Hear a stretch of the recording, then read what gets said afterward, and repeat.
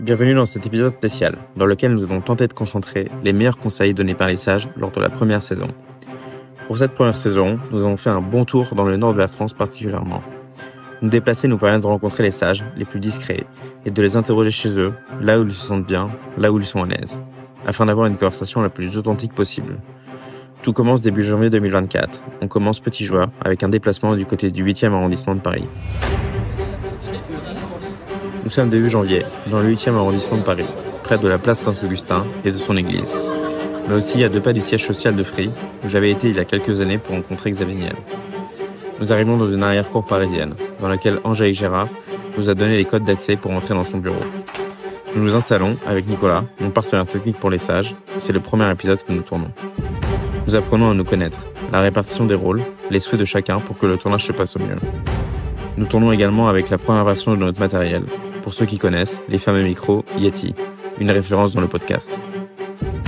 Une grande dame élégante arrive, c'est Angélique Gérard, l'ancienne directrice de la relation abonnée de Free et conseillère spéciale de Xavier Niel, le fondateur et dirigeant de Free. On apprend à se connaître et elle est très bienveillante à notre égard. Malgré la jeunesse du podcast, nous la ressentons très impliquée dans cette interview. Peut-être car elle sait qu'elle inaugure le podcast. Angélique a le souci du détail et du travail bien fait. À l'issue de l'interview, elle nous donne ses meilleurs conseils pour entreprendre et en elle-même sauter le pas après une carrière exceptionnelle chez Free. Alors, je pense que ce serait cultiver la résilience parce que... non, tu veux réagir ? Alors, en fait, ce qui m'intéresse, si je peux me permettre, c'est quoi la résilience ? L'entrepreneuriat personnel exige de faire face en fait à des défis et des revers. Tu le sais toi-même, en tant qu'entrepreneur, tous on est soumis à ça. Et donc c'est développer une mentalité résiliente en acceptant que l'échec fasse partie du processus d'apprentissage. Parfois c'est dur, mais c'est comme ça qu'on apprend à rebondir. Tu vois, la reconnaissance du droit à l'erreur dans nos entreprises, c'est pareil pour un entrepreneur, c'est apprendre à rebondir avec les difficultés, à ajuster les stratégies, à voir les obstacles comme des opportunités d'évolution personnelle, parce que c'est comme ça que l'on peut effectivement avoir des ambitions et avancer. Et puis le deuxième conseil, ce serait de pratiquer la gestion du temps et des priorités. Donc ça peut inclure une planification quotidienne. Il y a beaucoup de gens qui font ça, moi aussi. Je vais rien apprendre à ceux qui nous écoutent. C'est la to-do. Moi j'ai une to-do quotidienne, donc la veille.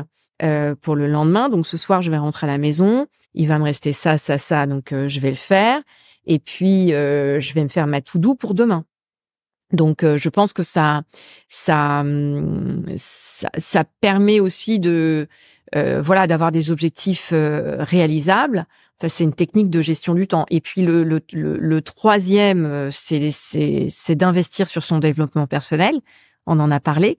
C'est-à-dire qu'il faut investir sur soi, que ce soit par le biais de lecture aussi, c'est pas forcément de la formation payante, c'est d'apprendre, on peut avoir des mentors, de l'expérience, et puis effectivement, on peut suivre des modules de formation en e-learning.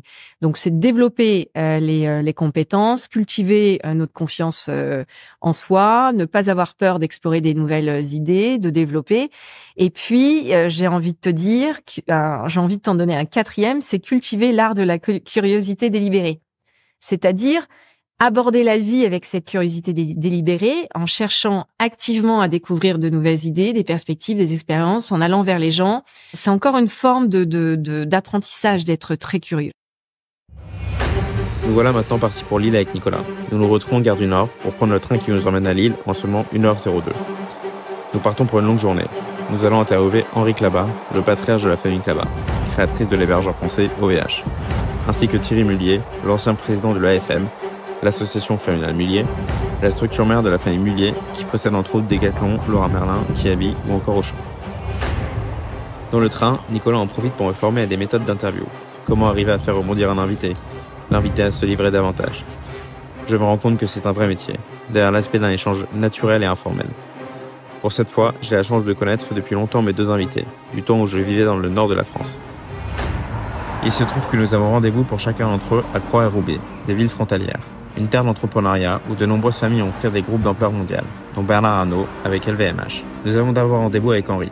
et nous nous retrouvons donc au siège social d'OVH à Roubaix. C'est aussi ici que la R&D d'OVH se fait, dont Henri est responsable. Et donc nous passons différents portiques de sécurité avant de pouvoir accéder à la salle où nous allons interviewer Henri. Bonjour Henri, tu vas bien?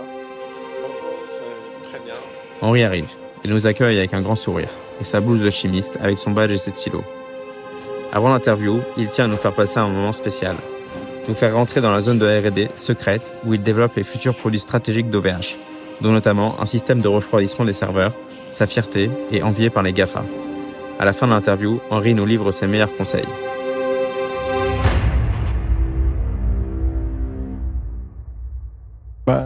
Pour créer, évidemment, il faut avoir des idées, quelque chose à savoir faire, mais surtout, il faut regarder comment je peux avoir des clients.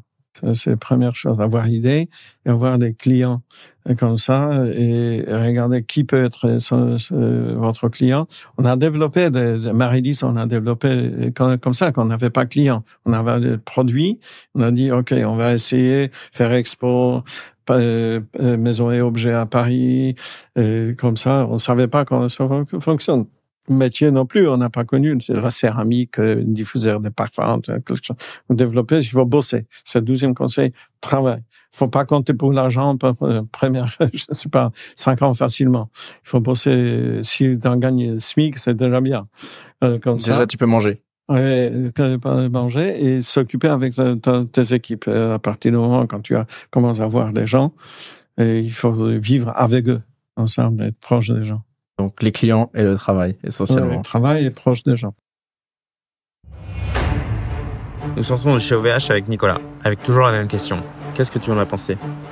Nous sommes coupés par un SMS surprise. C'est la conseillère de François Hollande. Le président est d'accord pour nous accorder une interview de 30 minutes. Seulement un mois après la création du podcast, c'est du jamais vu.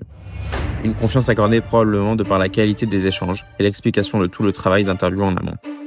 Excités par cette nouvelle, nous nous accordons à un petit restaurant avec Nicolas, à quelques mètres du siège de l'AFM, l'association familiale Mullier, où Thierry Mullier nous accueille en début d'après-midi. Nous arrivons au siège de l'AFM, endroit que j'ai bien connu, Thierry ayant été mon associé pendant plusieurs années. Nous faisions des réunions ici. Nicolas prépare l'installation technique, pendant que je me remets dans l'interview qui va commencer dans quelques minutes.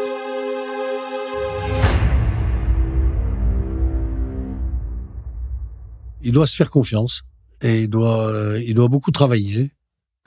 Il doit avoir du plaisir et il doit considérer le temps long. Et donc, je vais pas dire pas être trop pressé, mais il y a un tas de choses que le temps trop rapide ne permet pas, en particulier en matière d'expérience.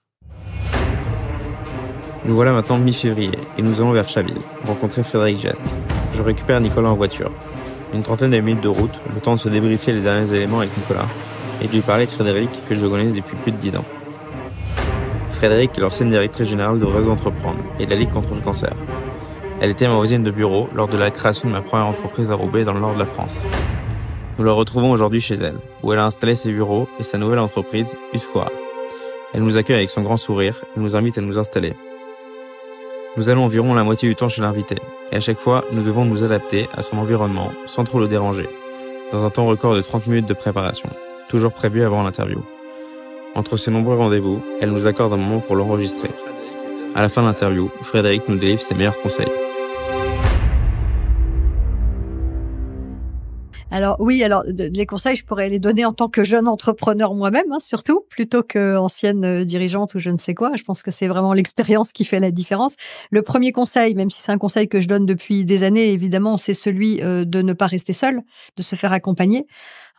Moi-même, pour ma petite entreprise, c'est la première chose que j'ai fait avant de démarrer, c'était d'appeler des dirigeants que j'admire beaucoup pour leur demander d'être mes mentors et de constituer un petit board, un petit comité stratégique qui m'aide aujourd'hui et qui accompagne en fait progressivement le développement de mes activités. Donc vraiment, ne pas rester seul, se faire accompagner. Le deuxième conseil qu'il faudrait que je m'applique un peu mieux à moi-même, c'est prendre soin de soi. Parce que l'entrepreneuriat, on le dit tout le temps, mais c'est bien de le répéter, c'est pas un sprint, c'est sur la durée que ça se joue et c'est épuisant et c'est un peu le grand 8. Donc il faut vraiment garder ce soin de soi. Parce que pour être en capacité de prendre soin de ses clients, de prendre soin de son activité, il faut déjà être en capacité de prendre soin de soi. Le troisième conseil que je donnerais, c'est d'aller là où ton cœur te porte. Parce que je me dis que en fait on peut pas vraiment se planter si on va là où on a le cœur d'aller, où vraiment on sent qu'on est à notre juste place, parce que déjà là c'est là déjà où les clients vont dire oui, enfin vont venir te voir parce que ils sentent ça, ils sentent que tu es aligné et que voilà tu donnes ce que tu as à donner. Et puis finalement je me dis, même si tu échoues entre guillemets, ce sera pas un échec parce que tu auras appris et au moins tu auras expérimenté et tu auras osé essayer. Nous arrivons fin février, moment où nous avons rendez-vous avec Catherine Barba. Je ne connais pas personnellement Catherine, mais c'est une star dans le milieu du web et de l'innovation en France, de par son parcours, mais surtout son énergie. Catherine est cofondatrice de e-France et de l'école Envie, sa nouvelle aventure entrepreneuriale. Elle nous accueille chez elle avec une magnifique vue sur la Tour Eiffel, un appartement qui donne de l'ambition. Catherine y a installé ses bureaux de Envie, où elle accueille son équipe le matin. Nicolas arrive tout juste pour l'interview, les aléas du direct. Mais nous arrivons en 15 minutes à déployer le setup technique. Tout est prêt pour commencer. Ah oui, avant de commencer, nous lui avons apporté un bouquet de fleurs. C'est son anniversaire. À la fin de l'interview, Catherine nous délivre ses meilleurs conseils. Alors, d'abord, viens chez Envie. Tu viens te former chez Envie et fis ça. Non, mais sauf si tu veux faire une start-up, mais si tu veux être à ton compte, être indépendant, et que tu veux que ta boîte... les bases d'une boîte rentable. Les bases d'une boîte rentable et aller choper la power patate, mais viens chez moi, viens chez Envie. Premier conseil. Le deuxième conseil, c'est aider un mentor, des mentors, un board, enfin tu vois, des gens autour de toi qui vont te permettre d'avoir ce ping-pong intellectuel ou te permettre de regarder, d'avoir un regard de côté sur ton business, parce qu'on ne fait rien tout seul. Ça, c'est un poncif, mais tout ce que tu vas faire, c'est grâce, par, pour, avec les autres. Donc, entoure-toi bien, choisis bien, quoi, tu vois. Et puis prends du plaisir. Essaye de prendre du plaisir, tu vois. Il y a une totale absurdité du monde, de la violence du monde aujourd'hui. Et il y a vraiment beaucoup de raisons de pleurer, mais ose la joie. Le temps file. Nous voilà maintenant fin mars et de retour en terre nordiste. Cette fois-ci, nous avons privilégié la voiture. C'est parti pour 2 grosses heures de route. Nous arrivons dans le Nord-Pas-de-Calais et plus précisément autour de Lille, à Hélène-les-Eaux-Bourdins. Aujourd'hui, c'est Guillaume Lemonnery, le fondateur de H2O at Home, qui nous accueille. Une entreprise leader sur son marché qui frôle les 100 millions d'euros de CA, tout en ayant une politique RSE pensée depuis sa création en 1998. Nous arrivons au siège social, un bâtiment passif au niveau environnemental, où l'on peut voir un potager à l'entrée. Guillaume nous accueille dans son bureau, avec son pull Patagonia. Nous remarquons tout de suite un grand tableau marqué « Respire », qui est la devise de l'entreprise. Cela me revient, il y a déjà 12 ans, quand j'ai rencontré Guillaume, le tableau était déjà là. L'interview commence. À la fin de l'interview, Guillaume nous délivre ses meilleurs conseils. J'en ai dit un que je vais donc conclure, répéter, de croire en soi. Pour croire en soi, il faut bien se connaître. Dans mes valeurs, Respire, que j'ai écrit il y a une vingtaine d'années, le dernier E de Respire, c'est esprit de corps, esprit de cordée. Donc, c'est vraiment, j'adore. Parce qu'on peut mettre de la compète là-dedans. On peut mettre de l'envie de se dépasser. Mais par contre, c'est aussi la plongée sous-marine que je pratique. Quand on part à 5, on revient à 5. Sinon, c'est qu'il y a un problème. Donc, penser à cette mutualisation et penser au fêter, mais ça, je pense que c'est instinctif chez beaucoup de personnes. Hein. C'est pas un grand effort, mais vraiment de pas attendre de ce ROI. Donner. Sans compter. C'est pas une chanson, ça, là. D'un pied noir qu'on adore tous. Enfin, voilà. Donc, apprendre à se connaître, esprit de cordée. Ouais, et puis après, forcément, ça va ramener de la simplicité. Et donc, de l'antidépression, quoi. Si t'es toi-même et que tu sais quitter tout ça, c'est les fameuses discussions qu'on avait tout à l'heure, tu vas rester simple. Tu vas normalement pas trop partir dans ce monde.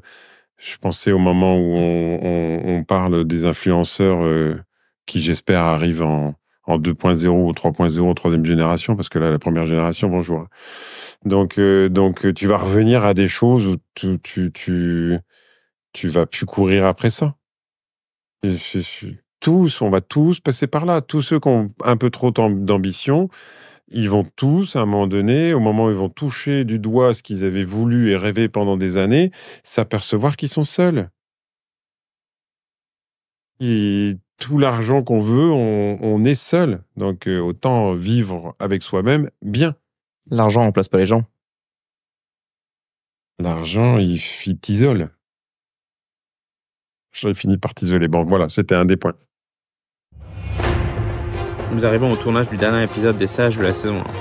Après plusieurs discussions avec Alain Kézac, il accepte une interview. C'est un homme discret et qui a toujours une difficulté à se raconter, par rapport à son humilité. Il a même peur d'ennuyer des gens, me raconte-t-il. Pourtant, Alain Kézac est connu pour être le cofondateur d'EuroRSCG, devenu Havas, avec Jacques Séguéla, qui est monté à 16 000 collaborateurs dans le monde, mais également l'ex-président de PSG, le Paris Saint-Germain. Nous arrivons à Garches en voiture avec Joyce. Joyce est un nouvel arrivant dans l'équipe des Sages. En effet, Nicolas est parti vivre aux États-Unis, à San Francisco, et ne peut donc plus assurer les tournages. Joyce, l'une de ses connaissances, s'occupera de l'enregistrement le jour J, et nous enverrons la bande-son aux États-Unis, chez Nicolas qui s'occupera du montage. Alain nous accueille chez lui, dans son bureau bardé de souvenirs du PSG, des articles de journaux, des maillots, et même une carte postale signée par Kylian Mbappé. Nous reparlons brièvement avec Alain du mentoring qu'il a fait pour mon ancienne entreprise, ou encore de connaissances communes comme Olivier Goua ou Mathieu Ricard, qui ont également été invités dans les Sages. Alain nous accueille chaleureusement, en fin de matinée, et nous commençons l'interview. À la fin de l'interview, Alain nous raconte ses meilleurs conseils.